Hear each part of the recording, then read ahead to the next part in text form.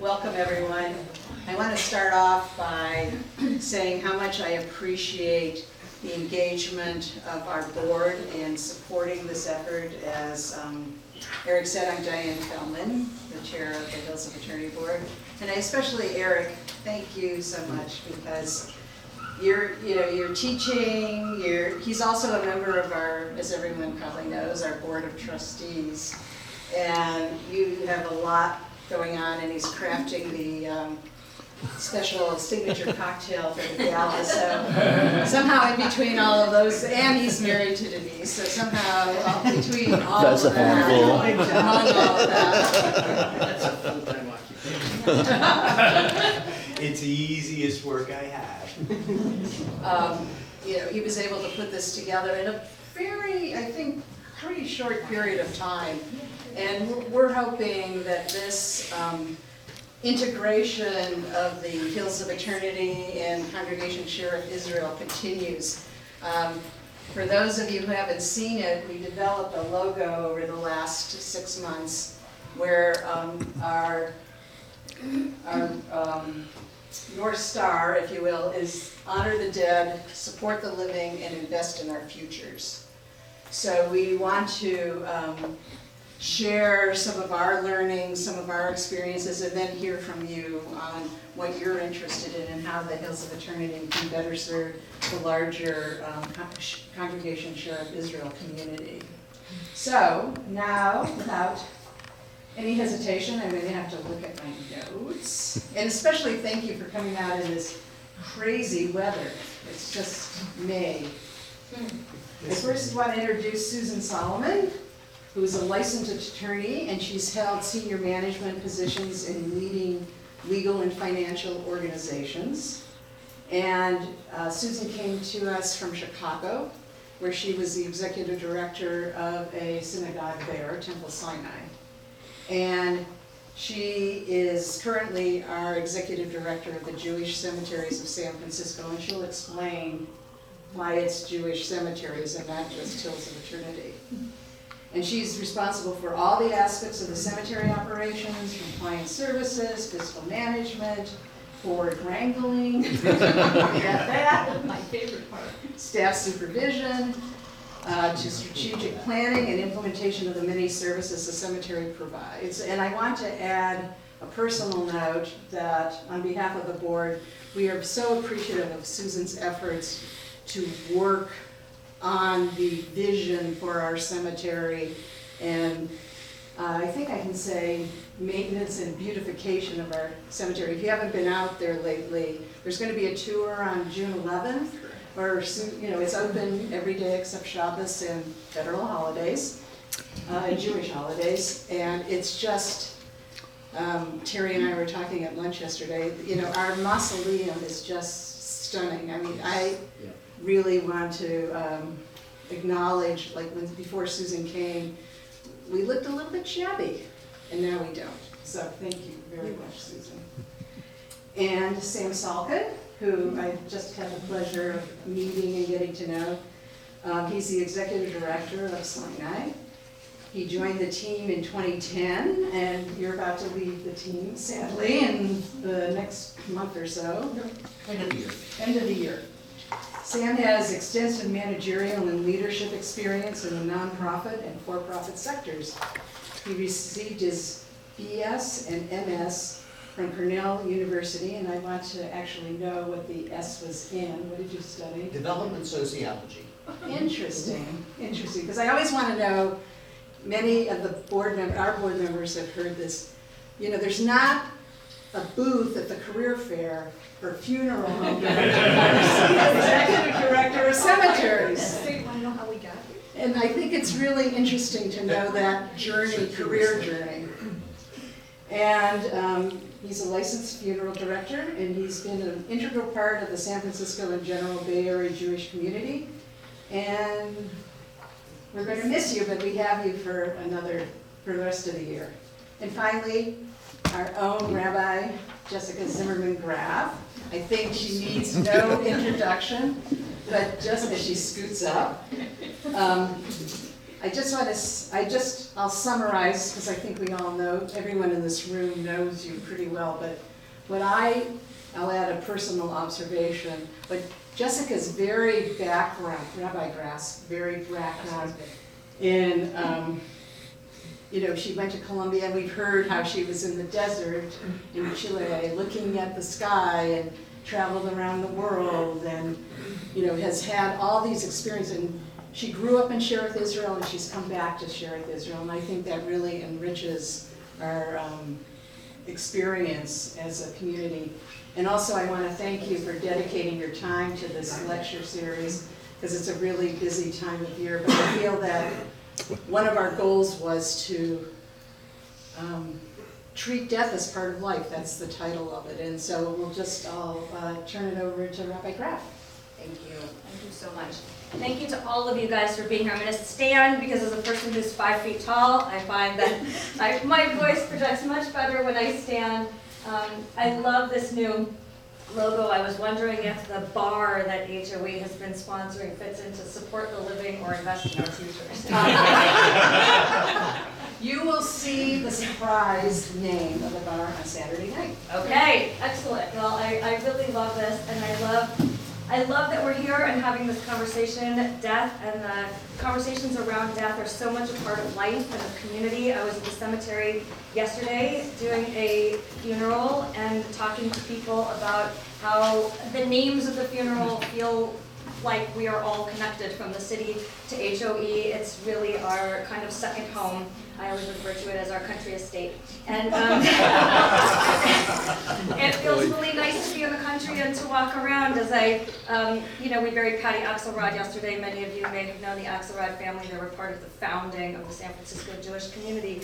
And just to my left were my grandparents, and just next to my grandparents was Elsa Lerner, who was a mom in the class that Jill was in, the daughter of Patty Axelrod. So it's just very much in the family, and it feels that way. So it's really my privilege to be back here. It's my privilege to stand here. My dad is on the board here, and this institution has been a huge part of my family, and I know your family as well, as we were looking at pictures up here. Sinai Memorial is one of the most important institutions in Jewish life in San Francisco and maybe the whole entire world. We'll let Sam explain that. But what happens here is extraordinary and unique. And we are so lucky in San Francisco to have the kind of support services for death and mourning time that we have, and the absolutely perfect, seamless relationship between HOE and Sinai and our synagogues that we are privileged to experience on a regular basis. When I find myself at the cemetery, we were just talking about this yesterday, preparing for this, it's sometimes hard to figure out exactly where one organization ends and the other one begins, right, which is a great problem. It's a huge and compliment. It's not a problem at all. I guess it really is a compliment for us to see how seamlessly the three organizations work together as we help people through the time of death is extraordinary and is truly unique. I mean, it's not just a word that I'm using, it's really, really unique. I'll let you both talk about what's so unique about what happens here between HOE and Sinai and the synagogues. But it's with great reverence and thanks to both of you, to your organizations, that we are here today to explore what really happens around death in Judaism, or sort of the time leading up to and immediately following. And we're going to have a chance to get to know a little bit about each other, hear about what happens at Sinai and at HOE, take some questions, and for that the video will be off, as you heard, just so you know who is here and who is listening to the questions and the space of vulnerability. And then we'll have a chance to walk around this space a little bit and tour some of the places where the sacred work of Sinai leading to HOE actually takes place. So I'm going to open with one question and then sit down and join you all for this incredible conversation. And my question to both of you after introductions, after you begin, is really, what does your organization do that is so unique? How do you support the living, the future, and the dead in our community? Thank you both. Thank you, Rabbi Jessica. So I'm to lead off with funerals, and Susan's going to talk about cemeteries. We will have a Q&A, then we'll have a tour. from my perspective, any time during the period, I think I'm supposed to talk for about 15 minutes. In that 15 minutes, if anything comes up, just raise your hand and ask the question, don't wait. There are snacks here. It's not at all rude for you to get up and help yourself in the middle if you've got a little grumbling in your tummy, or just, even if you don't, if it looks good, just help yourself get up and get around. So, actually, I'm gonna stand. So, you are at a unique institution in American Jewish life. And I don't use the word unique lightly. I mean one only. For the most part, the funeral, and to somewhat a lesser but still significant extent, the cemetery industry in America is about profit. And it's about taking a profit at the most vulnerable time of people's lives. And I'm not going to go on an anti-capitalist riff, so you'll excuse me, but for not, but because it's a pretty good riff actually. But Sinai Memorial Chapel was founded as a benevolent society long before there were articles of incorporation or anything like that. And people went around San Francisco with a tin cup, who were members of the Chevra Kadisha, the Holy Society, and they asked people for money to make sure that any time an indigent Jew died, that they got the same dignified burial as someone who could afford a burial. And in 1901, they incorporated Chevra Kadisha, Sinai Memorial Chapel, we've since switched the words around, and said, we're going to do something very different here. First of all, we are not going to be for-profit. Making money for people when they die is wrong, and we can't control the world, but we can have some influence in San Francisco. And the notion, the economic notion, was very simple. We're going to charge a modest markup above our cost to everyone in the community we serve. And that modest markup will pay our expenses and generate a surplus. And that surplus will take care of the poor. And that's been the model since 1901, and it works to this day. We spent approximately $300,000 last year burying poor Jews. And most of you, I'm going to make an assumption, don't know very many poor Jews, perhaps other than the rabbi. No, seriously, rabbis know poor Jews, and Jewish Family and Children's Services know poor Jews, but most Jews don't know poor Jews.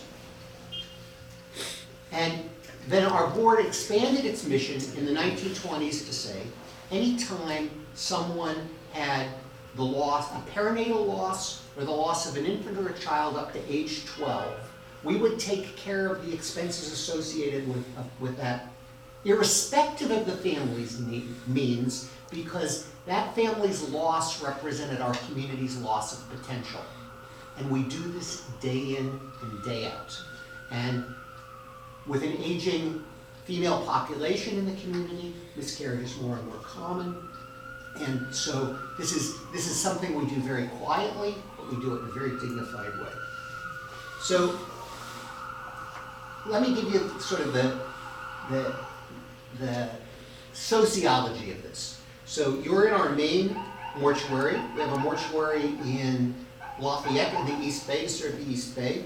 We have an office at the Palo Alto Jewish Community Center, the Oshman JCC complex, Correct Toby campus, to serve the South Peninsula. And we have a relationship with a mortuary there so that we can do religious preparation and not ask people from the South Bay, particularly from congregation and community-based Chevra Kadishas, of which there are a number in the South Bay. You don't have to come to San Francisco, they can be local.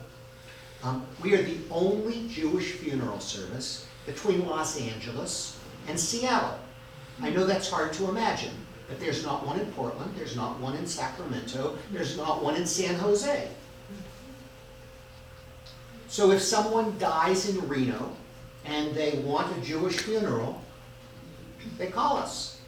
Now, some of those communities have relationships with funeral homes that are not Jewish funeral homes. So I don't want to say that if a Jew dies in Mendocino, they're out of luck. There's a Chevra Kadisha in Philo. That Hebrew Kadisha will serve. We provide them with everything they need to serve that community, and we do it at no cost to them. We have also a broad social mission in addition to providing funerals. And when I say providing funerals, because we're not for profit, our relationships begin earlier and they end later than a typical for-profit funeral home. So, where else in America are people sitting down tonight to learn about what Susan and I are here to talk about? Nowhere. Nowhere. Because funeral homes don't do this. They're in business to serve you when someone dies. So we do a tremendous amount of community education. We're doing this tonight. On Sunday, we'll be working with a religious school class at one of our cemeteries that we own and manage, where they're going to come and do rubbings, and they're going to learn about being comfortable as young people at a cemetery. They are, so our relationships begin earlier. We do a lot of advanced planning with people. So people can plan their funerals. They can decide to fund them or not fund them. This is not about money. This is about saying to your family, we've made advanced plans. You should just know that when the time comes, contact Sinai, they know what we want. And similarly, Susan will talk about advanced plans at the cemetery, but they both take place. And at the other end of the relationship, our relationships are much more enduring. They don't end when we say goodbye to someone at a cemetery. They end, well, first of all, they don't end. But when a week after a funeral has occurred, we send a letter to a family. We tell them three things.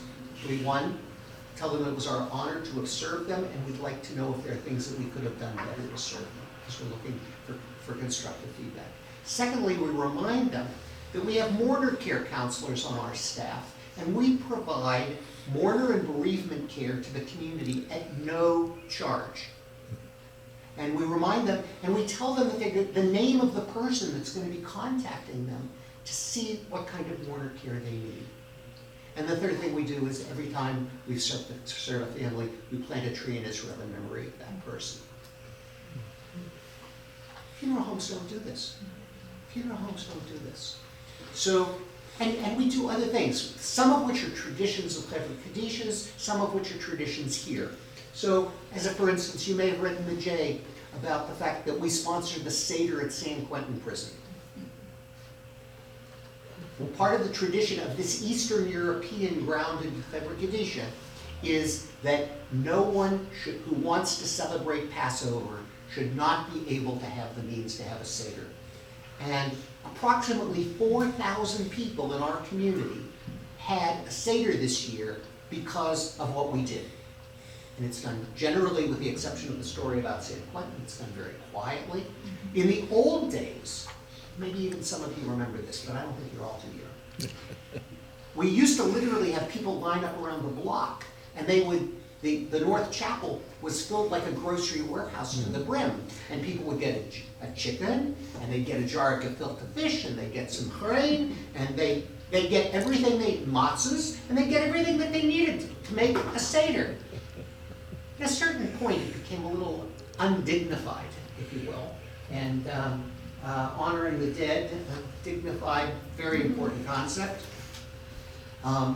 And so we moved to do it on a secondary basis, whether it's partnering with Jewish Family and Children's Services, who have Seder sacks, etc. So I'm not going to tell you about everything we do, but while our core mission is to serve the deceased and their families, we do a lot more in the community above and beyond that. I also just want to digress for a moment and talk about our historic relationship with Sherith Israel. And our historic relationship with Sherith Israel, if you were to look at this wall, these are all the past presidents of Sinai, going back to 1902, all the way up to current time. There are people who are past presidents of Sinai who were either past presidents of Sherith Israel or who are on the board of Sherith Israel. Peter Samuels was a president here. Jessica mentioned her father, who's been a tremendous resource to Sinai. And then there are people like the second person from the Wright, Susan Morris, who describes herself as the product of a mixed marriage. In her family and her husband's family go back to 1850s. She was from Emmanuel, he was from Sherith, Israel. So very, very close ties with the congregation. One of the things I should say too, just to dispel any notion, we own and operate 4 cemeteries. I describe us as cemetery agnostic. We bury Jews where they want to be buried, and we never steer people to our cemeteries. So if someone comes in and they tell us that they are, or even were, a member of Sherith Israel, we operate on the assumption that they are going to want to be buried at Hills of Eternity or interred in the mausoleum or something. We do, and we say, is it fair for us to assume that? And usually I'm going to say in 97% of the cases, it is. And then 3% they say, well, tell me what my options are. But most people don't want to know what their options are. And so I want to make clear that we are very supportive of the success of your cemetery in the context of our success as well. So what is a Jewish funeral? Well, there is the traditional view of what the Jewish funeral is, and we're now in 2023, and it's evolving. Now, there are members of our community who would say it never evolves, and they're in denial. But we are fundamentally a pluralist institution. We serve the entire, so even though there are a few not-for-profit Jewish funeral homes in the country, there's none like us because we serve the entire spectrum of the community. If you live in Seattle, the Seattle Hebrew Funeral Home serves the entire community, but it's an Orthodox community, period. So there's one casket and there's one way to do it, which is their way. So when someone comes in and says, well, we're from an interfaith family and we would like someone to, it's like, we don't do that. So it's either our way or the highway. We're the opposite. We try to embrace everyone. So we serve all streams, Orthodox, Conservative, Reform, Renewal, Reconstructionist. We serve Chabadniks. We serve Karaites in some communities where they wouldn't even be considered Jews, but we have a substantial Karaite community here. We serve atheists, we serve agnostics, we serve intermarried people, we've served LGBTQ people for 100+ years, for long before anybody put those 5 letters together. We are a fundamentally pluralist and inclusive community. We have a fundamental bias for yes, can you do this? We also have limits, and we can talk about those things. The genius of the place, the true genius of the place is that the officiating rabbi is the Mara Da'atra, is the judge, is the decider. So when we know that Jessica is going to be the clergy, the funeral that we plan with a family is the funeral she wants her congregation to have. Another rabbi, perhaps even another Reform rabbi, does it differently. Not hugely differently, but differently. We do it his or her way. So every time someone says, well, I would like Rabbi so-and-so to officiate, and after the Jewish funeral, I would like Mother to be cremated, we say, that rabbi won't officiate at the funeral where the disposition is going to be cremation. Oh, well, what do I do? Well, we have the names of some rabbis that will do that. Usually, if someone is a member of a congregation, that friction doesn't exist. It doesn't exist. Well, if that's what Rabbi Graf says, that's what we're doing. But given that the majority of us in this community today, the majority of us don't have a relationship with a rabbi, then it becomes much more challenging and problematic. And so the success of synagogues is very important to us as an institution, because our relationship with synagogues is what enables us to have a strong relationship with cemeteries, and for us to have a strong relationship with people who understand to some extent what Jewish tradition is about. We're governed by a board of directors that I would describe as exceedingly diverse. What does diversity mean in a Jewish institution? We have board members from northern Marin County to southern Santa Clara County, all the way to Brentwood in the East Bay. We have board members who represent every stream of Judaism. Orthodox, conservative, Reform, a Chabadnik or two, Reconstructionist, renewal. We have, for the first time in our history, we have a majority of women on our board. We have a number of LGBTQ identified board members, and we have 2 board members whose parentage is not Ashkenazic or Sephardic, one Hispanic, one Filipino. But to be on our board, there's one fundamental requirement, which is, it used to be, I should say, that you had to be a past president of a synagogue. It changed in 1986. Why did it change? Come on, somebody knows the answer to this question. Because nobody cared if anybody was president. No. Synagogue presidents are, incredibly valuable people. They know how the sausage is made at the shul. And they know I won't tell you everything they know, you know what they know. They know a lot. And when they're done, then what? So, bring on. No. By 1986, the institution realized that if you had to be the past president of a shul, then the probability of having women sit at this board table was about 0. Because by 1986, I don't think that there was a single congregation in the Bay Area that had a woman as a board president. So we said you had to be an active leader in Jewish communal institutions, ideally in a synagogue, as well as ... And our first board member was the beloved late Franny Green. She carried the torch. And as Milton Jacobs, who was the person who made this happen, said, I had to find a bulletproof candidate that no one could object to. So we have a diverse board.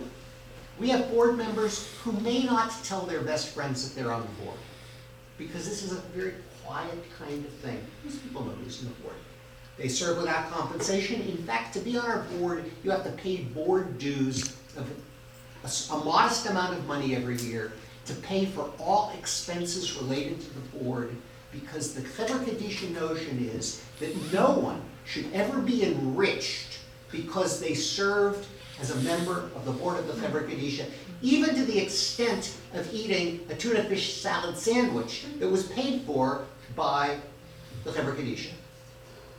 So it's honorific, but it's also real work. Our board does real work. This is actually, we're working on a strategic plan right now at our board meeting next Tuesday. Hopefully they'll adopt it. So I think I'm going to stop there. I can take questions, but I can also turn it over to Susan. What's your preference? Take questions. Just because, again, we're trying to not record Q&A. Yes, that's right. Okay. Thanks.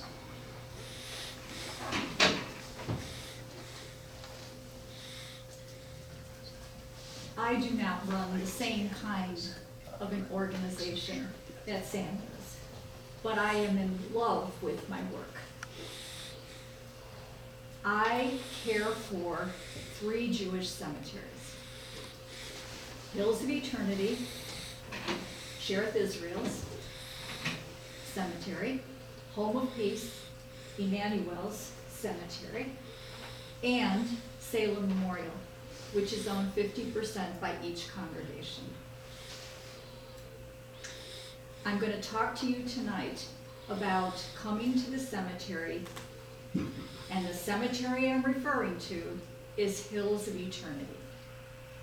An absolutely stunning cemetery that sits at the foot of the San Bruno Mountains. The cemetery has 23,000 burial spaces. That's just one of 3. So the burial spaces are varied. There are in-ground burial spaces for full body burial. There are burial spaces in the beautiful mausoleum, which we just renovated and restored. It is stunning. There are burial spaces in the outdoor mausoleum. And by the end of summer, there will be an absolutely incredible columbarium with niches around the fountain and in what was once the chapel at Hills of Eternity.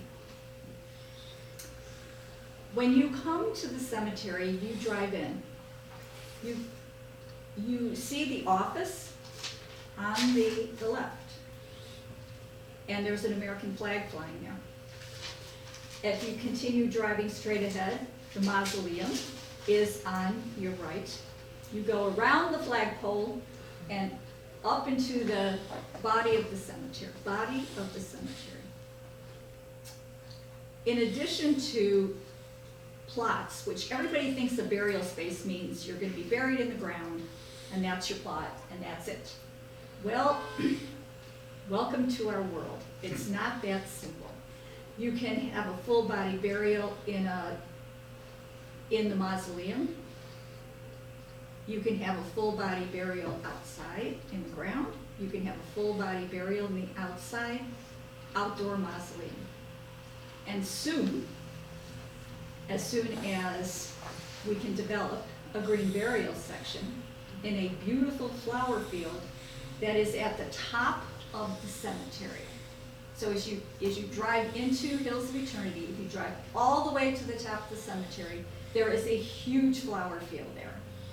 So we're going to take part of the flower growing and move it to a less desirable location, and we're going to do green body burial. Now, what does that mean, and how does it differ from when a casket is brought to the cemetery for burial? We work so closely with Sinai that we have such an excellent relationship that when their hearse pulls into the cemetery, we know everything is going to be perfect.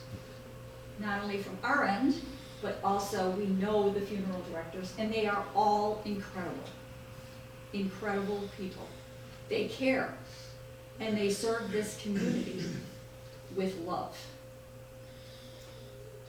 When the hearse pulls in, it has a casket, or it does not. But if it has a casket, and if they're not delivering cremated remains, the casket is put on a gurney at either in the mausoleum, outdoors. And I have a crew, marvelous crews, who dig graves, who open crypts, who work on niches, and Jessica is usually at graveside for members of Sherith Israel. And we know when we see Rabbi Jessica that we have a podium and a speaker available for her. And sometimes we forget, but we quickly remedy that. And a funeral is a very respectful, including my grounds crew, my staff, everyone. We honor the dead, but we support the mourners who are there. We do everything within our power to be invisible. So that it is the experience of the family and the mourners. It's not about us. None of this is about us. As Sam said earlier, I would urge you to come to the cemetery and make arrangements in advance of need. Now, let me explain to you why. When someone passes away, and no arrangements have been made, then Sam gets called, the body has to be picked up. I get a call, they need a burial space, depending on what the family's wishes are, but if they want one of the 3 cemeteries, hopefully they'll want Hills of Eternity, then they have to come in a state of mourning, into my office, to sit down with me and make financial plans, make decisions that they are making when their head is not clear. You do not want to do that to your family. What you want to do is come to the cemetery and make an appointment, take a tour with me, sit down and talk to me, get to know me, I will get to know you, I will get to know your family. We will discuss all the various burial options, including cremation, because someone asked me earlier about cremation. Yes, cremation is an option. And then, if you're ready, we will sit down, we will enter into an agreement together. If you're not ready, that's fine. Thank me, I'll thank you, I'll keep in contact with you. We have to develop a relationship that makes you feel comfortable and meets your family's needs. And every family is individual. You have your needs, another family has different needs. So we need to make sure that we address your family specifically.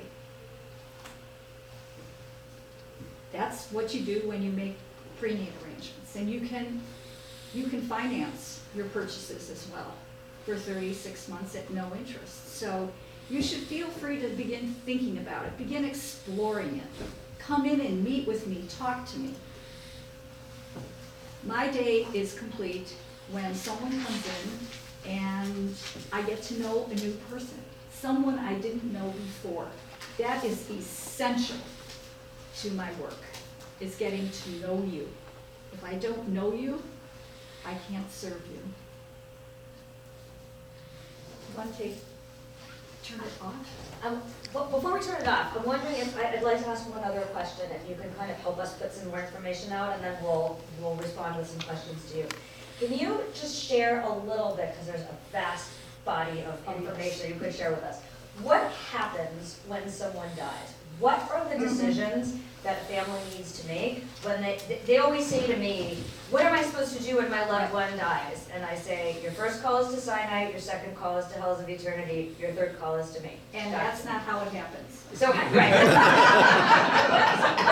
But families need to make a lot of decisions when someone dies. Yes. Can you just briefly outline kind of the Jewish, the choices, the mourning practice, what's going to happen?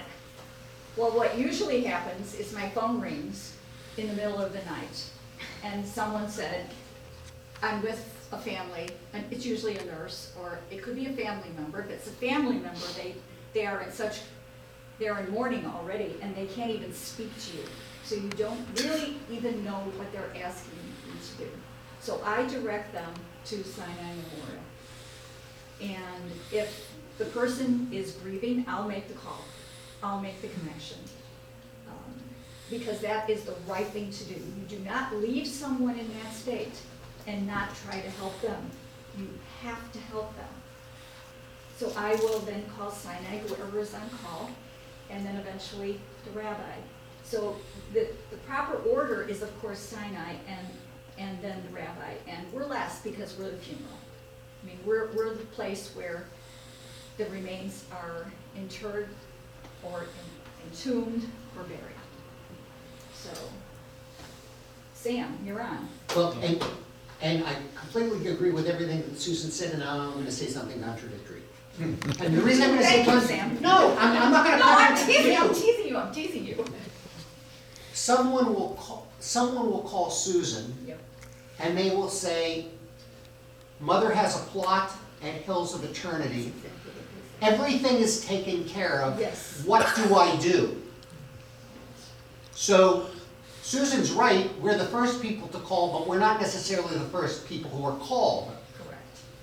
And similarly, someone will call us and we say, have you made any plans? If it's during the day, we can quickly know whether they've made any plans with us, whether they've either funded them or unfunded, because we're agnostic about the funding.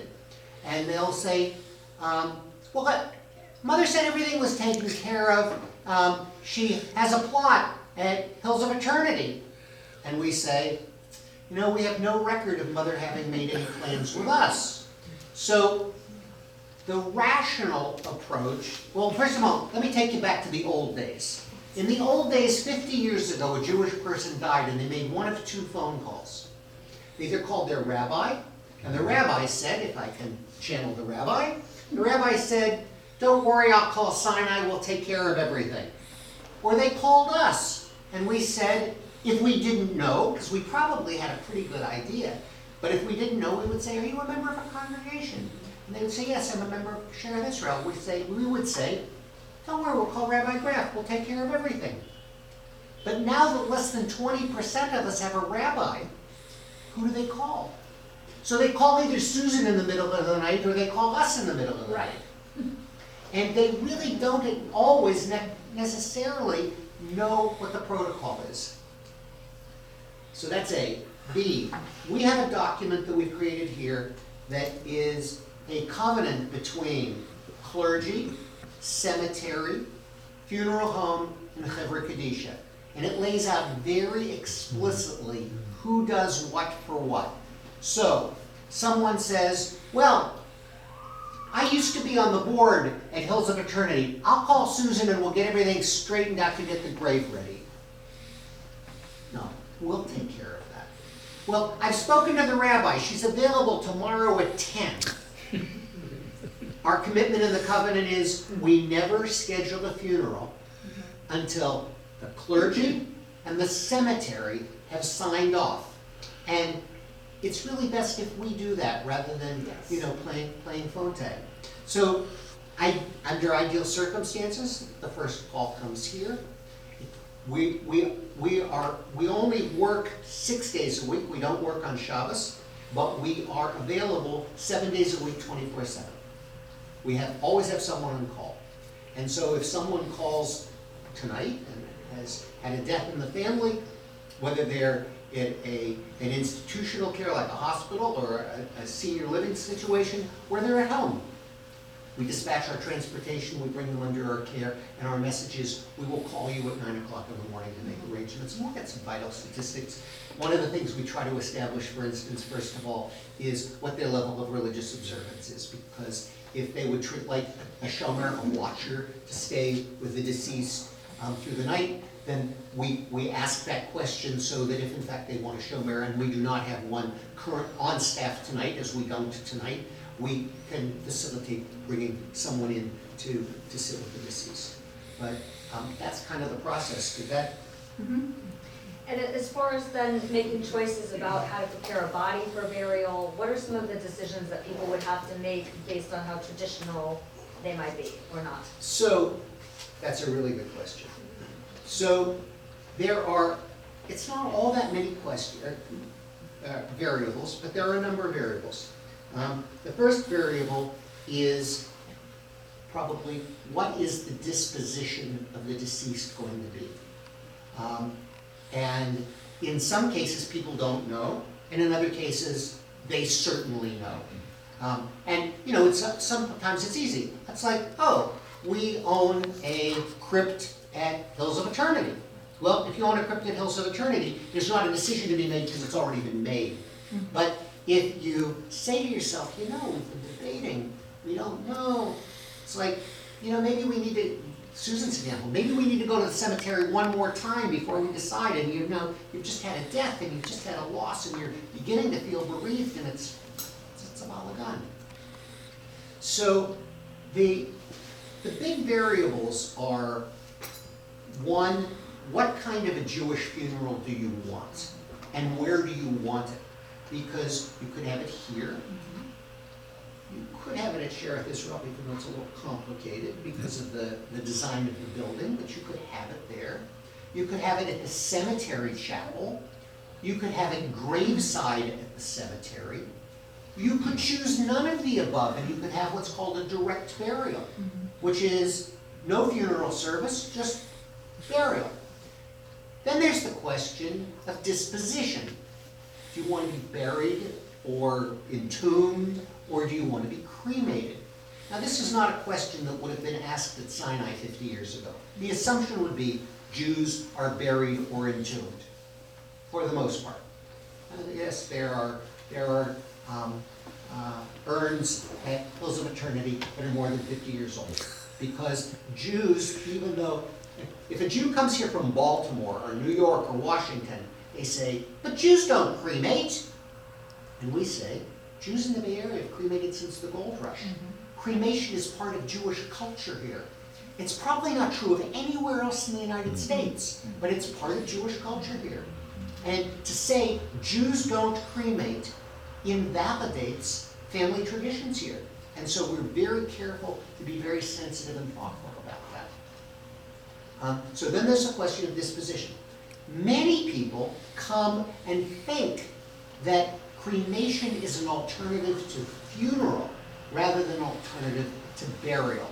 So we will still say to the person who wants cremation, so tell us what kind of a Jewish funeral you would like.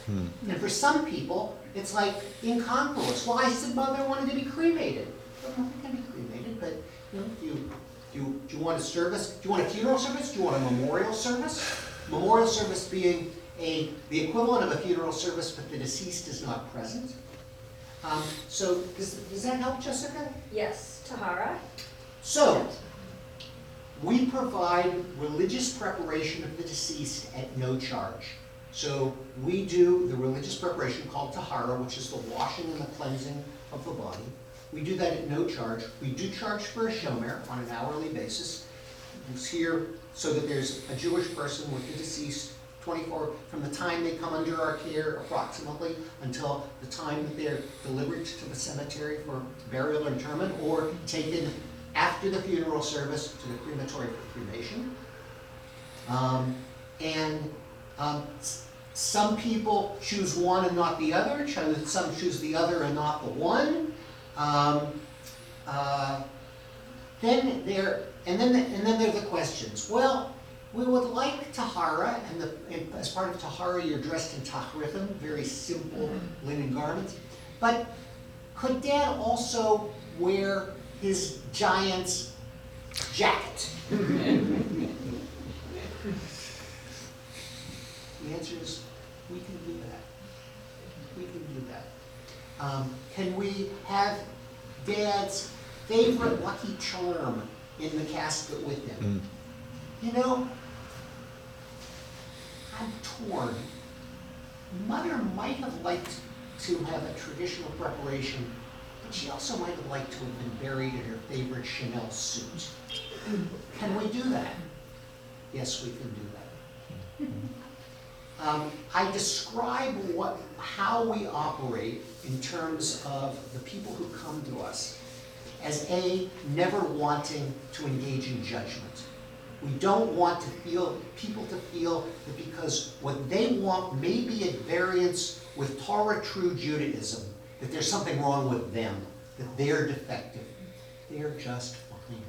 And we're here, on the one hand, kind of in the spirit of Neiman Marcus, give the lady what she wants. And on the other hand, the spirit of we're also an educational resource. So if you'd like to learn more about what Jews do traditionally, we're here to help you figure out whether that fits into your life or not.